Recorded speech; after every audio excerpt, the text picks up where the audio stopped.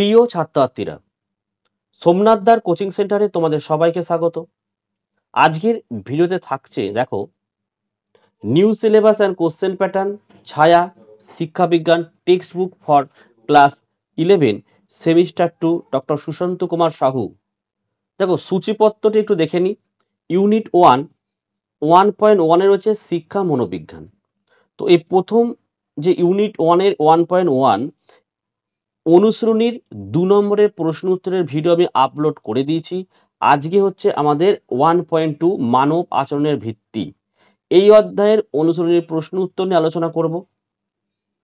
তোমাদের অনুশ্রেণী শুরু হচ্ছে দেখো 30 নাম্বার পেজে। যদি আমরা দেখি এখানে টোটাল 64 খানা প্রশ্ন কিন্তু রয়েছে। তো আজকের এই ভিডিওতে আমি তোমাদের 32টা প্রশ্নের উত্তর নিয়ে আলোচনা করব। এটা পার্ট 1, আর পরের 32টা আমি সেকেন্ড পার্টে আলোচনা করে দেবো। ঠিক আছে, কাজে তোমরা ভিডিওটি প্রথম থেকে শেষ পর্যন্ত দেখো।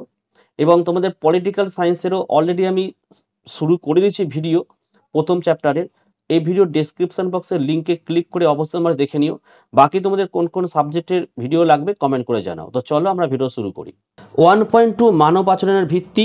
তো দেখো আমাদের 1 নম্বরের প্রশ্নটা কি রয়েছে, ইন্দ্রিয় প্রশিক্ষণ কাকে বলে?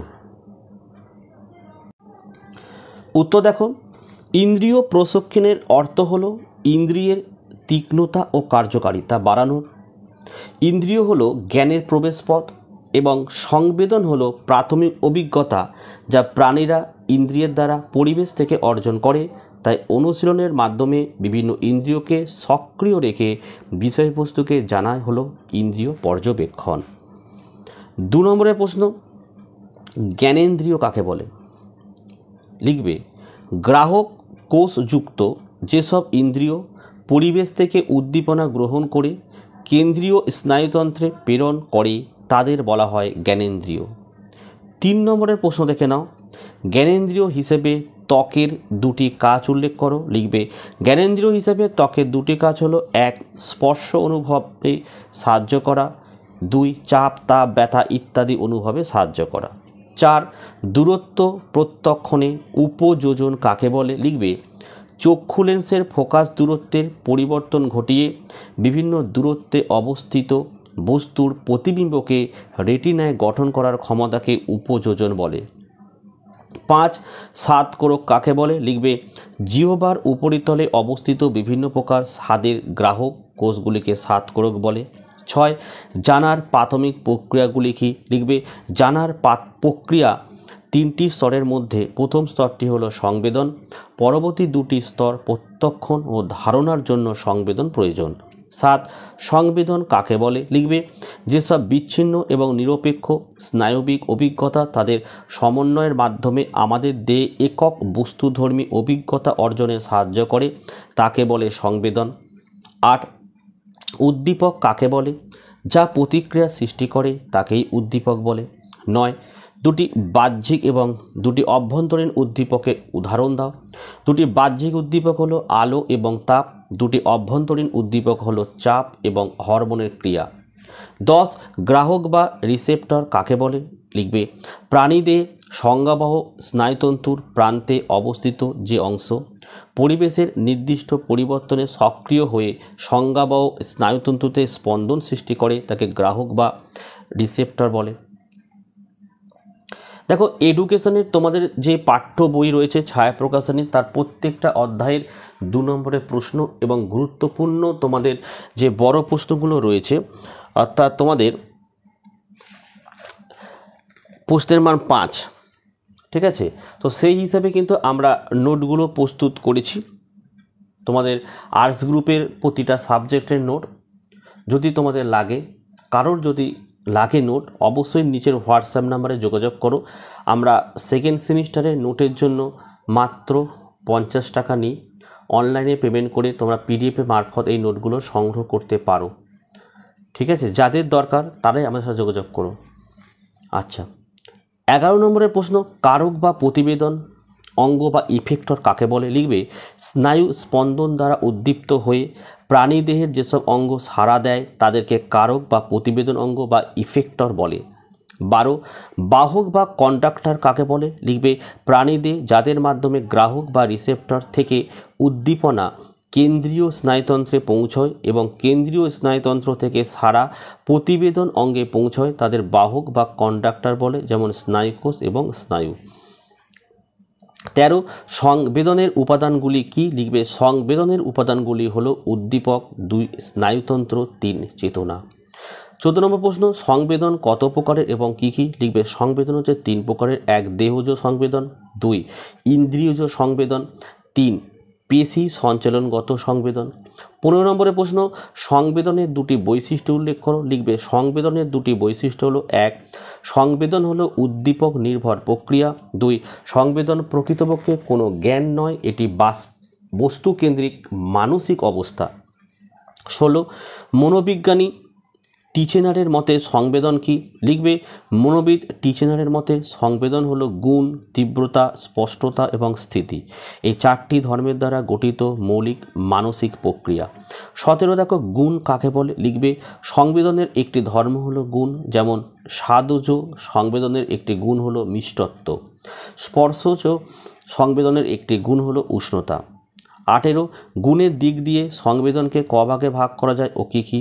লিখবে গুণের দিক দিয়ে সংবেদনকে 2টি ভাগে ভাগ করা যায়, 1 জাতিগত সংবেদন, 2 উপজাতিগত সংবেদন। 19 সারা বা রেসপন্স কাকে বলে? লিখবে উদ্দীপক জীবদেহে যে প্রতিক্রিয়া সৃষ্টি করে তাকে সারা বা রেসপন্স বলে। 20 তীব্রতা কাকে বলে? সংবেদনের তীব্রতা কিসের ওপর নির্ভর করে? লিখবে সংবেদনের পরিমাণ হলো তীব্রতা, সংবেদনের তীব্রতা উদ্দীপকের শক্তির ওপর নির্ভর করে। 21 সংবেদনের 4টি ধর্ম বা লক্ষণ উল্লেখ করো। লিখবে সংবেদনের 4টি ধর্ম বা লক্ষণ হলো 1 তীব্রতা, 2 স্থিতিকাল, 3 ব্যাপ্তি, 4 স্থানগত বৈশিষ্ট্য। 22 সংবেদনের ব্যাপ্তি ও স্থিতিকাল বলতে কী বোঝো? লিখবে সংবেদন কতখানি স্থান জুড়ে রয়েছে তাকেই সংবেদনের ব্যাপ্তি বলে, সংবেদন কত সময় পর্যন্ত স্থায়ী হয়েছে তাকে বলে ওই সংবেদনের স্থিতিকাল বা স্থায়িত্ব। আমাদের 23 নম্বরের প্রশ্ন, দৈহিক বা দেহজ সংবেদনের উপাদানগুলি কি? লিখবে দৈহিক বা দেহজ সংবেদনের উপাদানগুলি হলো হৃৎপিণ্ড, ফুসফুস, পাকস্থলী, যকৃৎ প্রভৃতি। 24 পেশি সংবেদনের উপাদানগুলি কি? পেশি সংবেদনের উপাদানগুলি হলো পেশির সংকোচন, প্রসারণ, অস্থিসন্ধি এবং টেন্ডন। 25 ইন্দ্রিয় সংবেদনের উপাদানগুলি কি? ইন্দ্রিয় সংবেদনের উপাদানগুলি হলো চক্ষু, কর্ণ, নাসিকা, জিহ্বা এবং ত্বক। 26 দেহজ সংবেদন কাকে বলে? লিখবে দেহের অভ্যন্তরে কোনো পরিবর্তন ঘটলে যে উদ্দীপনা সৃষ্টি হয় সেই উদ্দীপনা অন্তর্বাহী স্নায়ুপথে পরিচালিত হয়ে মস্তিষ্কে পৌঁছলে যে বিশেষ ধরনের সংবেদন সৃষ্টি হয় তাকে দেহজ সংবেদন বলে, যেমন ক্ষুধা, তৃষ্ণা ইত্যাদি। 27 দৈহিক সংবেদনের 2টি বৈশিষ্ট্য উল্লেখ করো। লিখবে দৈহিক সংবেদনের 2টি বৈশিষ্ট্য হলো 1 এটি অভ্যন্তরীণ উদ্দীপক প্রসূত জটিল প্রকৃতির সংবেদন, 2 এই সংবেদনের মাধ্যমে দেহের ঘাটতি এবং চাহিদা বোঝা যায়। 28 নম্বরের প্রশ্ন, পেশি সংবেদন কাকে বলে? লিখবে মানবদের বিভিন্ন পেশির সংকোচন ও প্রসারণের ফলে যে সংবেদনের সৃষ্টি হয় তাকে পেশির সংবেদন বলে। 29 পেশি সংবেদনকে বিশ্লেষণ করলে কটি দিকের সন্ধান পাওয়া যায় ও কী কী? লিখবে পেশি সংবেদনকে বিশ্লেষণ করলে 3টি দিকের সন্ধান পাওয়া যায়, সেগুলি হলো 1 শক্তি প্রয়োগ ঘটিত সংবেদন, 2 চেষ্টীয় সংবেদন এবং পার্শ্বীয় সংবেদন। 30 প্রশ্ন, শক্তি প্রয়োগ ঘটিত সংবেদন কাকে বলে? লিখবে কোনো কাজ করার সময় বাহ্যিক বস্তুর উপর শক্তি প্রয়োগের ফলে যে বিশেষ ধরনের সংবেদন সৃষ্টি হয় তাকে শক্তি প্রয়োগ ঘটিত সংবেদন বলে, যেমন কোনো হালকা জিনিসের থেকে কোনো ভারী জিনিস তুলতে যে বেশি শক্তির প্রয়োজন হয় তা হলো শক্তি প্রয়োগ ঘটিত সংবেদন। 31 নম্বরের প্রশ্ন দেখে নাও তোমরা, চেষ্টীয় সংবেদন কাকে বলে? মানব দেহের অঙ্গ প্রত্যঙ্গ বা পেশি চালনা করার জন্য যে বিশেষ প্রকার সংবেদন সৃষ্টি হয় তাকে চেষ্টীয় সংবেদন বলে, যেমন হাত বা পা নাড়ানোর জন্য যে সংবেদনের সৃষ্টি হয় তা হলো চেষ্টীয় সংবেদন। 32 পার্শ্বীয় সংবেদন কাকে বলে? লিখবে বহির্জগতে কোনো পরিবর্তন আনার জন্য মানুষ যখন কাজ করে তখন তার অল্প প্রত্যক্ষ সক্রিয় হয় এবং তার ফলে যে বিশেষ প্রকার সংবেদন সৃষ্টি হয় এই বিষয়কেই পার্শ্বীয় সংবেদন বলে। তো দেখো, পার্ট 1 আমি 32টি প্রশ্নের উত্তর নিয়ে আলোচনা করে দিলাম। পার্ট 2 পরের ভিডিওতে আসতে চলেছে।